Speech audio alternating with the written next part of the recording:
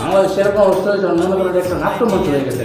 এই হলুদ সাংবাদিক অবস্থা এরকম খারাপ হয়েছে, যারা যেটা পায় ওইটা নিয়ে মনে করেন নিউজ করা শুরু করে দিল। কয়েকদিন আগে 2 দিন আগে প্রশ্নে আটটি বিয়ালে পাকিস্তান দুদিন পাকিস্তান কিছুদিনের মধ্যে চান্দার দেশের যেতে আছে, মানে এরকম আমি আর এই শাহবাগে এই যে ইনকালাব মঞ্চ অবস্থার লোকে বাংলাদেশের এরকম অবস্থা, মানে নাট্যমঞ্চ।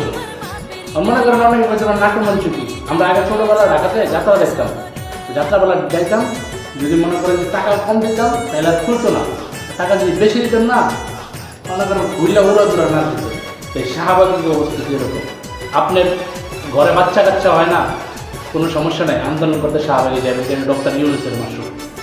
আপনার ঘরে কোনো কিছু সমস্যা, শাহবাগ যাবেন, এটা আন্দোলন আছে, আপনার অধিকার, গণ অধিকার, এটা আপনি করবেন। আর কি চান? আর নিউজ করার লেগে মনে করেন আর টিভি, বাল টিভি, হলুদ সাংবাদিকতা অল টাইম আপনার পিছিয়ে খারাপ, আর কোনো কিছু নেই। বাচ্চা কাচ্চার সমস্যা, বললোকে জামাই সমস্যা, যে কোনো সমস্যা সমাধানের জন্য শাহবাগে যাবেন, আর কোনো কথা নেই। ক্লিয়ার?